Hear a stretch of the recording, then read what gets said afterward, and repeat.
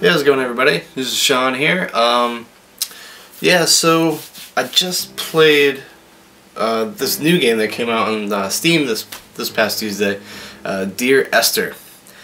Very interesting experience. I think actually calling it a game is probably not correct. It's more of, I guess, I don't know, like some kind of gaming narrative storytelling thing. You know, it's a first-person perspective, and basically what happens, you just start the game, you're waking up, or you're just starting the game or whatever. It just puts you, you're on this island where there's like a lighthouse, and like there's beaches and caves and stuff like that, and basically what you do throughout the game is you journey around them, and as you're journeying around them, there is like this voiceover narration, but you're not sure where it's coming from. You don't know if it's your internal monologue or not. And it's all kind of just scatterbrained thoughts but they're all kind of talking about like specific things, but just not in the correct order. Which, from what I've read, is kind of like a gimmick of the game. Like if there is any replayability in this game, it's to see if you can maybe try to parse out some more of the story, the actual story. But that's and so I think a lot of people are going to maybe like disappointed or aggravated with this, because literally you can't do anything. You cannot interact with anything. You can't jump. You can't run. All you can do is basically, I guess the best way to put it would be like you spend an hour and a half meandering around this island and inside the island's caves, and trying to kind of figure out, I guess, what the story is. But like, in all honesty, like the specifics of the story aren't necessarily really important. It's really more of the mood and the tone and what it evokes in you, the player. It's kind of like this a sensory experience, pretty much. Like when I played the game, and I think, and if you do play this game, if you do pick it up, I suggest you play it this way. All the lights off, with headphones on, sitting in front of your computer with nobody else in the room, no disturbances or anything like that. Just really allow yourself to be immersed in it, because this is a game of tones and feeling and sensations, and it's very poetic in a way. You know, there's a lot of pathos in the story. It's like a very sad, depressing experience.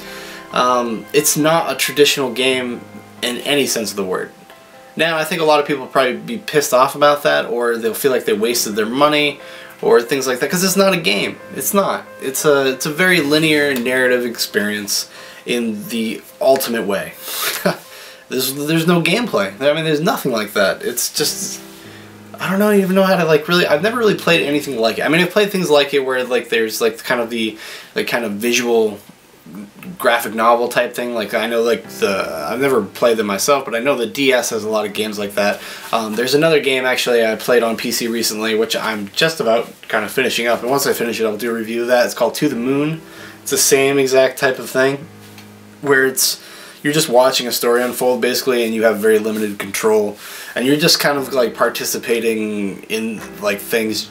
Like To the Moon especially, like just it throws like puzzles at you, and you figure out these very simplistic kind of rote puzzles just so you can see the next part of the story, and like the puzzles take you 20 seconds to finish, you know, so it's not that big of a deal.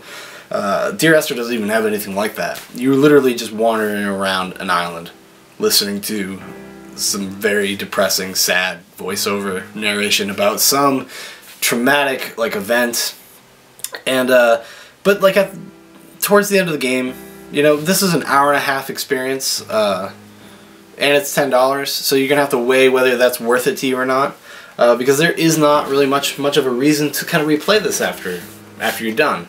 The way I kind of justify it is that, like, I'd pay $10 to go see a movie or buy a DVD or Blu-ray, or $10 I'd pay $10 to read a book, and that's the kind of same experience this is. It's not passive. It's not a passive experience, which kind of makes it more like a book for me, because I find like television and movies and stuff like that in general it's more of a passive experience unless you are like really making an effort, you know, where it's nothing like a book. A book is impossible to really be a passive experience because you're creating the pictures in your mind, you're creating the movie in your mind. So Like, that's always, like, kind of a proactive thing. And I think this game is more in tune with that, because, like, you really are, you're in this person's shoes.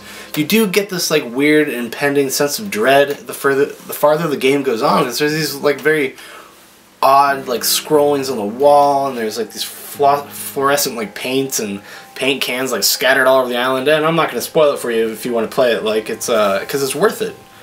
For me, it was worth the $10. Just to get to the ending, which is actually very beautiful in a weird way. And, you know, you get to spend a lot of the game kind of curious to how literal this experience is. And it reminded me of, like, a good poem. It's like I'm not really into, like, the straightforward kind of narrative poems, or, you know, I like things that use a lot of metaphors and are lyrical and things like that. Like, and this kind of has that same feeling. Not the same thing at all. It's not the same thing at all, but it kind of evoked the same, like, thing when I get done, like, reading a really good poem.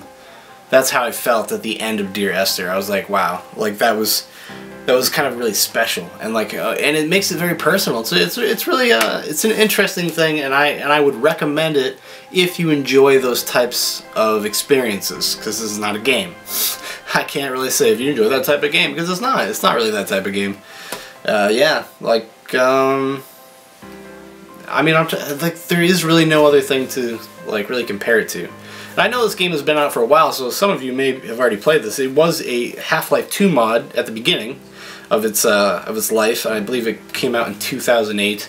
But they've kind of redone the whole thing with the new Source Engine stuff. I think so. It's kind of on par to Portal 2 as far as graphics, and they did a really fantastic job. And it's something I might even actually, like, it would be something like you could play, like, once a year, maybe, like you're watching a movie, like once every other year or once a year. You'd be like, oh, that was a nice little thing. But yeah, okay, well, that's gonna do it for me. I'm Shaun, and I'm a natural gamer, and I will talk to you next time I have something to talk about. Sadness.